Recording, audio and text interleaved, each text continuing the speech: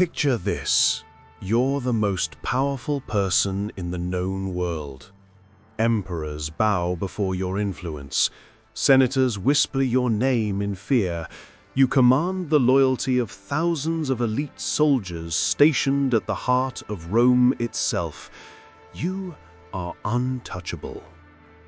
Until the moment the blade slides between your ribs, held by the very man sworn to protect you. This is the story of the Praetorian Guard, Rome's imperial bodyguards, the elite force created to defend emperors, but who became their executioners. From the marble halls of imperial palaces to the blood-soaked stones of the Castra Praetoria, these soldiers didn't just witness history, they murdered it, auctioned it, and ultimately reshaped the entire Roman world through calculated acts of betrayal so audacious they still echo through the centuries. Augustus established the Praetorian Guard in 27 BC as his personal protection force. 9 cohorts of elite soldiers, each man hand-picked, each one sworn to defend the emperor with his life. They received triple the pay of regular legionaries. They served for 16 years instead of 25. They were the best Rome had to offer, stationed in the capital itself, while other legions froze on distant frontiers. But Augustus made a fatal miscalculation. He gave these men proximity to power, and proximity to power is the most dangerous gift you can give to ambitious men with swords. For 3 centuries, the Praetorian Guard would prove themselves the single greatest threat to every emperor who sat the throne. Historical sources record their involvement in the deaths of at least a dozen emperors, some murdered directly by the guards, others overthrown with their support, still more abandoned by them at critical moments. They installed puppets, they auctioned the empire itself to the highest bidder, and through it all they operated with a brutal logic. The emperor serves at their pleasure, not the other way around. The question isn't why they betrayed their emperors. The question is why any emperor was foolish enough to trust them. The rise of Sejanus, ambition in a scarlet cloak. The year is 14 AD. Augustus, Rome's first emperor, is dead. Tiberius, his successor, is a paranoid, aging military commander who trusts no one. But he needs someone to command his Praetorian Guard, someone competent, someone loyal. He chooses Lucius Aelius Sejanus. It would be the worst decision of his reign. Sejanus wasn't born into the senatorial aristocracy that typically dominated Roman politics. He was equestrian class, a rung below, but his father had commanded the Praetorian Guard before him. When Tiberius appointed him joint prefect alongside his father in 14 AD, Sejanus was just stepping into the family business. When his father departed to govern Egypt in 15 AD, Sejanus found himself sole commander of Rome's only significant military force in Italy, and he was just getting started. Around 20 AD, though some sources place it as late as 23 AD, Sejanus made his master stroke. He convinced Tiberius to consolidate the 9 scattered Praetorian cohorts into a single, massive fortified camp on the outskirts of Rome, the Castra Praetoria, a fortress positioned strategically beyond the ancient city walls, but close enough to reach the Forum in minutes. Tiberius saw it as efficient, practical, a way to better organize his personal guard. What he failed to understand was that Sejanus had just created the most dangerous concentration of military power Rome had ever seen within striking distance of the Senate itself. Sejanus didn't just command these men, he personally appointed every centurion, every tribune, every officer owed their position to him alone. The Guard's loyalty wasn't to the emperor, it was to their prefect, to Sejanus. Then came the systematic elimination of anyone who stood in his way. In 23 AD, Didius Julius Caesar, Tiberius's own son and heir, died suddenly. The official cause was illness, but years later, after Sejanus's arrest, confessions extracted under torture would paint a darker picture, that Sejanus had seduced Drusus's wife Livilla, and together they had poisoned the emperor's son. Whether these confessions reflected truth or simply told interrogators what they wanted to hear, the accusations stuck. With Drusus dead, the path to succession lay wide open, and Sejanus moved through it like a serpent through tall grass. He manipulated Tiberius's paranoia, feeding him reports of conspiracies both real and imagined. Senators who questioned him found themselves accused of treason. Trials became executions. The emperor's own family members, grandchildren of Augustus himself, were arrested, exiled, or driven to suicide. Agrippina the Elder, widow of the beloved general Germanicus, died in exile on a barren island, having starved herself rather than give her enemies the satisfaction of executing her. By 27 AD, Sejanus had convinced Tiberius to do something unprecedented. The emperor left Rome entirely, retiring to the island of Capri, leaving Sejanus to effectively rule the empire in his absence. For the next 4 years, this man who had never been elected to anything, who held no constitutional office beyond commander of the guard, wielded imperial power in everything but name. Statues were erected in his honor throughout the empire. The Senate awarded him triumphal ornaments. In 31 AD, he was made consul, the highest political office in Rome, serving alongside the emperor himself. He seemed untouchable. But Tiberius wasn't as blind as Sejanus believed.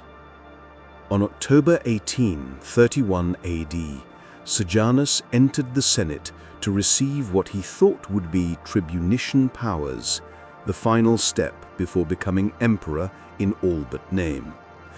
A letter from Tiberius was read aloud. It began with praise, typical imperial formalities. Sejanus smiled, accepting congratulations from senators around him. Then the letter's tone shifted. Suddenly, Tiberius was criticizing Sejanus, questioning his loyalty. By the time the Senate realized what was happening, a new Praetorian prefect, Macro, had already seized control of the guard outside. The Vigiles, Rome's fire brigade and police force, surrounded the Senate building. The letter ended with a single, devastating command: arrest Sejanus. He was dragged from the Senate floor, thrown into the Tullianum, Rome's ancient prison, carved into solid rock beneath the Forum. That same night, without trial, he was strangled. His body was thrown onto the Gemonian stairs, where the corpses of criminals were displayed. For 3 days, the Roman mob tore at his remains. His children were hunted down and executed. His eldest son, Strapo, was arrested on October 24 and strangled. According to the historian Cassius Dio, his young daughter presented Roman executioners with a legal dilemma. Ancient law forbade executing virgins.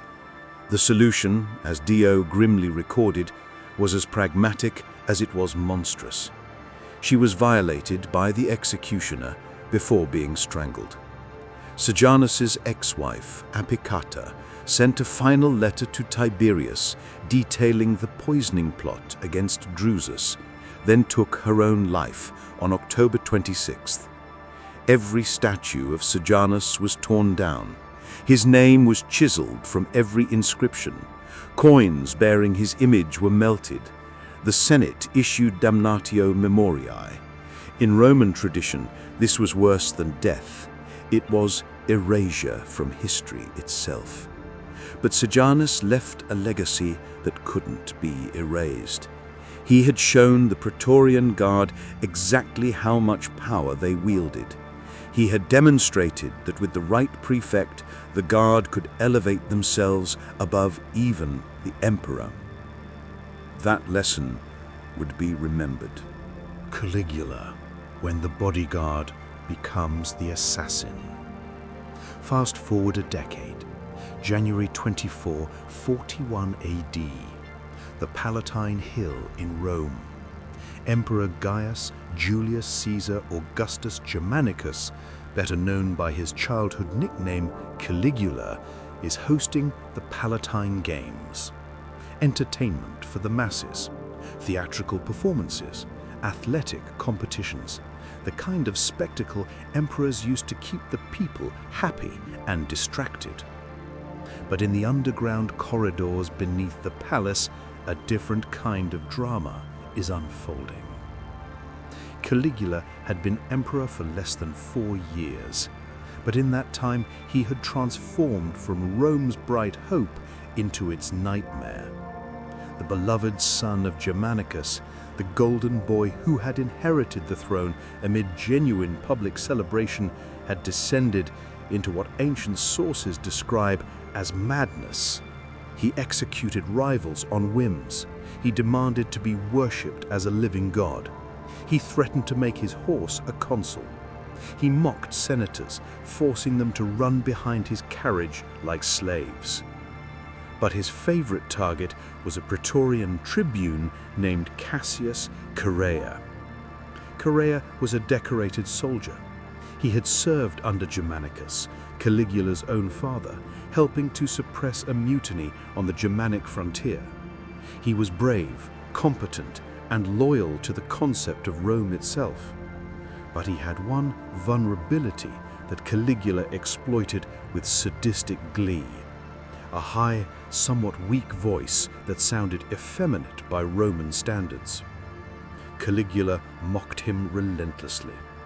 According to the historian Suetonius, when Chaerea came to receive the daily watchword, the password that would allow him to command the guard, Caligula would give him obscene terms like Priapus or Venus, crude references to his supposed lack of masculinity. When Chaerea knelt to kiss the imperial ring as protocol demanded, Caligula would hold out his hand in deliberately obscene gestures, moving it suggestively while forcing Chaerea to maintain eye contact. Day after day, week after week, public humiliation designed to break a man's spirit. It had the opposite effect. Chaerea began forming a conspiracy. Not alone.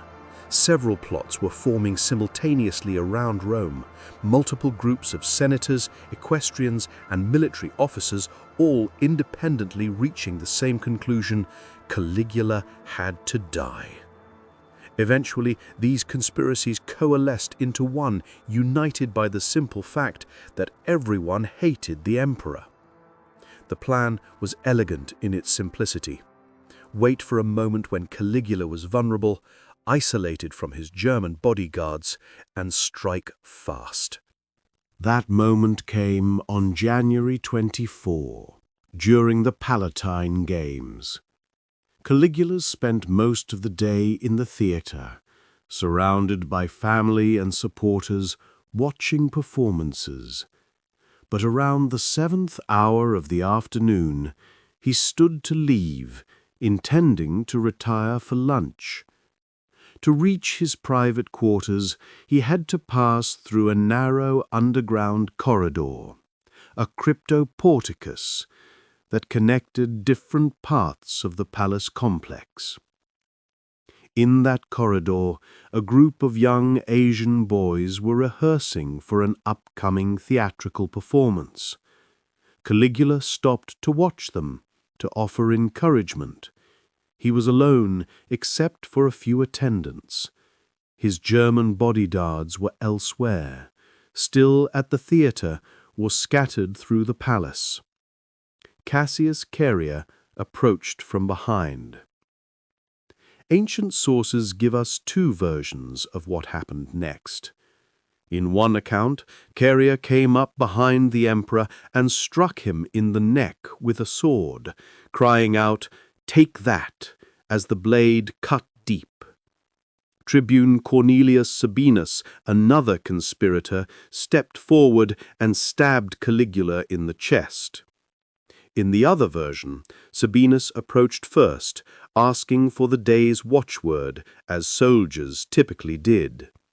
When Caligula gave him Jupiter, Sabinus shouted, "So be it," and split the emperor's jaw with a sword blow. Then Chaerea struck from behind. Either way, the result was the same.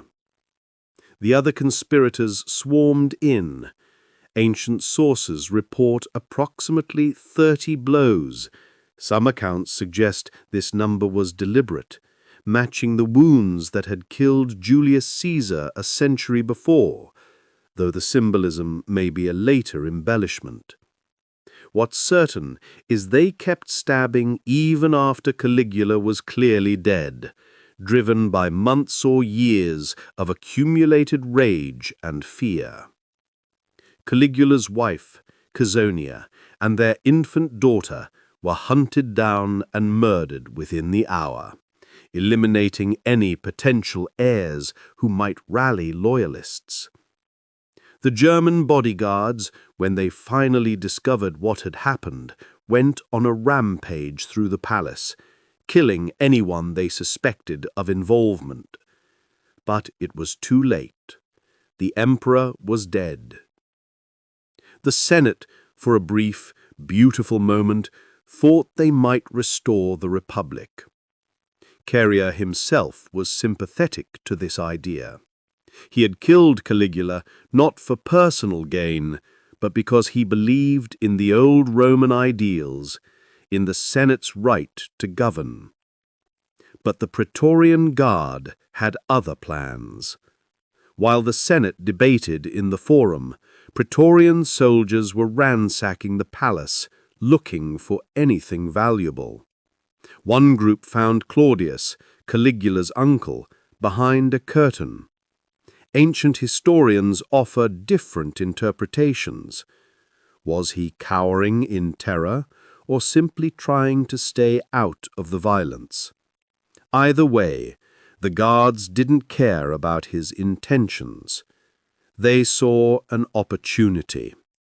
The guards dragged Claudius to the Castra Praetorium, not to execute him, to proclaim him emperor, because the guards understood something the Senate didn't.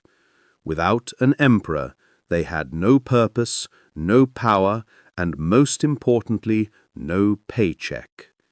They needed someone on the throne, and they needed that someone to owe them everything.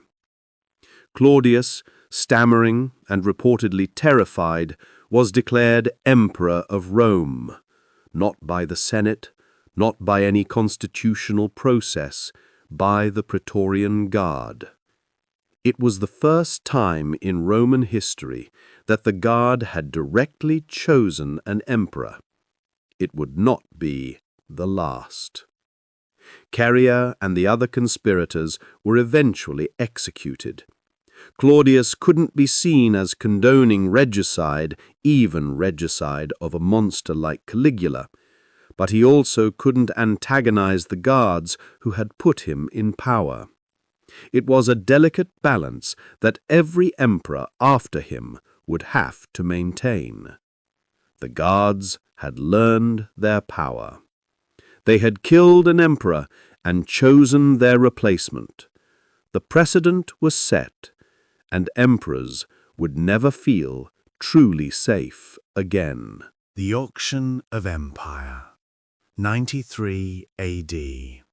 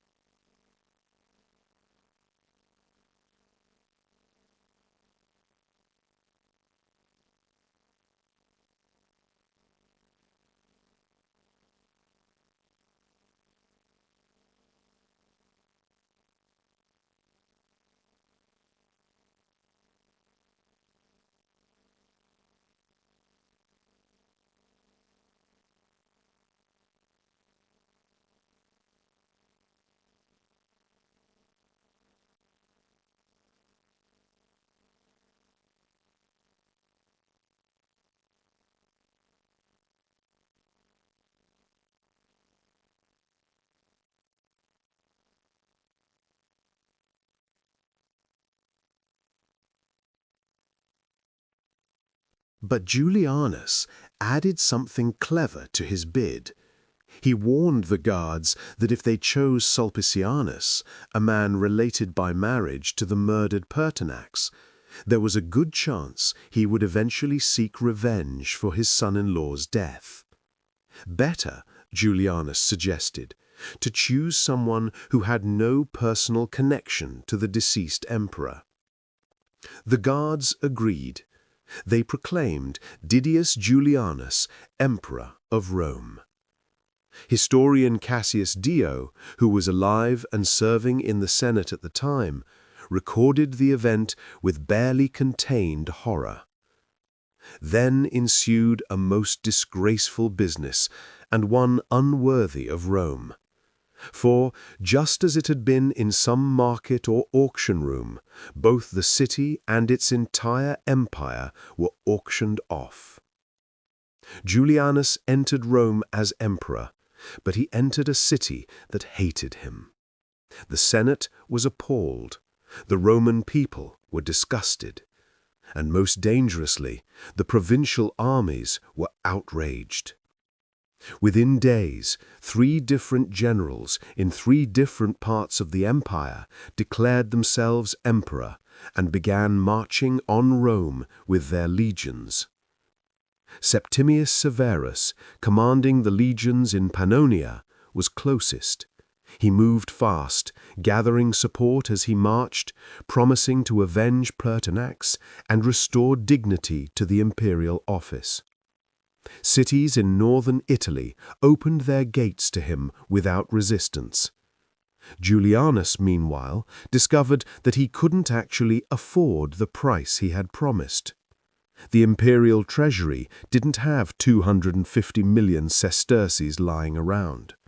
He tried to devalue the currency, reducing the precious metal content in Roman coins, but this only accelerated the economic chaos and made him more unpopular. He sent the Praetorian Guard out to fight Severus. They refused. Why fight a competent general with experienced legions when they could just wait and see who won? Julianus tried to negotiate with Severus, offering to share power, to divide the empire. Severus ignored him. The Senate, seeing which way the wind was blowing, condemned Julianus to death and declared Severus emperor. On June 2nd, 193 AD, after just 66 days as emperor, Didius Julianus was killed by a soldier in the palace. Ancient sources record his last words as something like, "But what evil have I done? Whom have I killed?" Whether he actually spoke these exact words, or historians crafted them to emphasize the tragedy, they capture something real. Julianus genuinely seemed not to understand. He had simply bought what was for sale. Severus entered Rome and immediately dealt with the Praetorian Guard. He summoned them to a meeting, promising rewards for their support. When they arrived, unarmed as ordered, Severus had his own loyal troops surround them.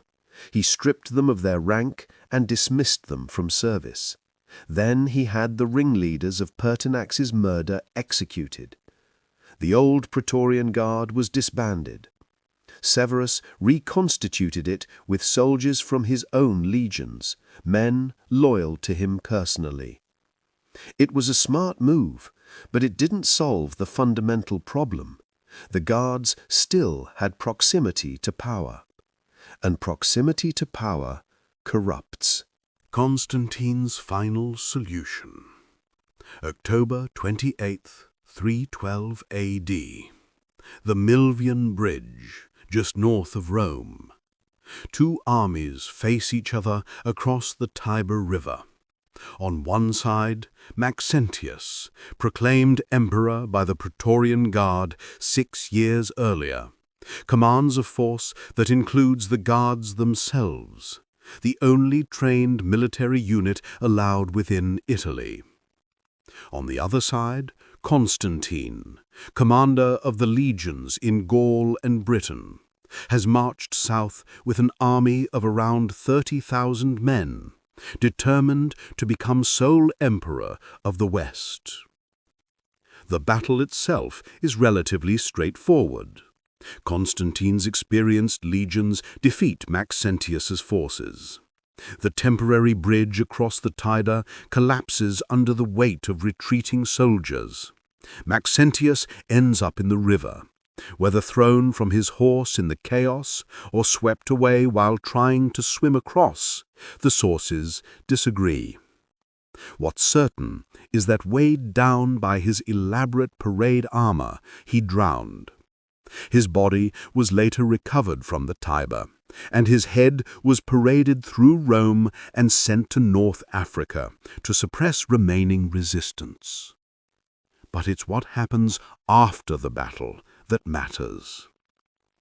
Constantine enters Rome shortly after the battle. The Senate proclaims him emperor, falling over themselves to denounce Maxentius as a tyrant and usurper. There are celebrations in the streets, games and festivals to honor the new ruler. Constantine accepts it all with apparent grace. Then he gives an order that changes Roman military history forever. Disband the Praetorian Guard. All of them, permanently. The surviving guards are stripped of rank and distributed individually to frontier legions on the Rhine and Danube, as far from Rome and each other as possible. No longer an elite unit, just regular soldiers serving in cold, dangerous outposts at the edge of the empire.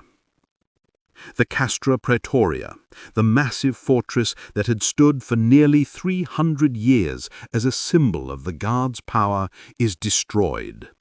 The barracks are demolished, and while some of the outer walls would remain standing for centuries, the camp's function as the seat of Praetorian power is utterly erased.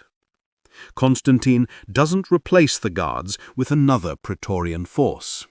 He creates new palace guard units, the Scholae Palatinae, but these are organized differently, with different command structures, different loyalties, and most importantly, different traditions.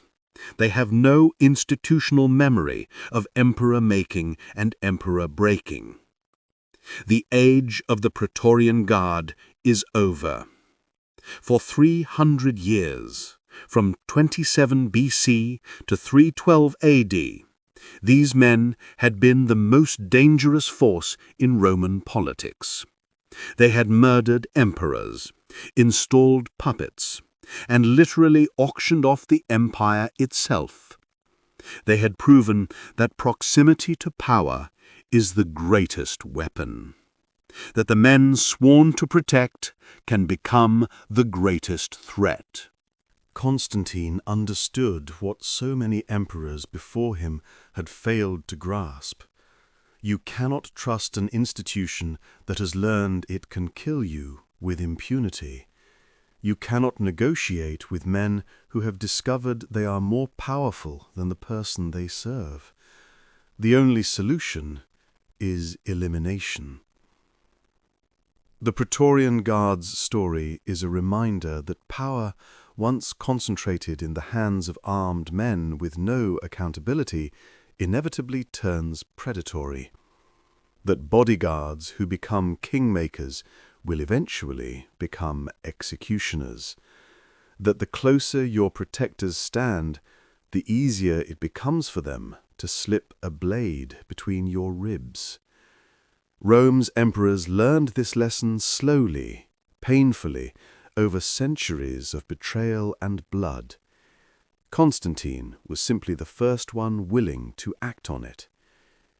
If you found this descent into Rome's darkest betrayals enlightening, subscribe to The Midnight Historian. Every week we dig into the stories history tried to bury, the moments of violence and treachery that shaped empires and destroyed dynasties. Hit that like button if this reminded you that the greatest threats often stand closest to power. And remember, History isn't just about the people on the throne. Sometimes it's about the men with swords standing right behind them.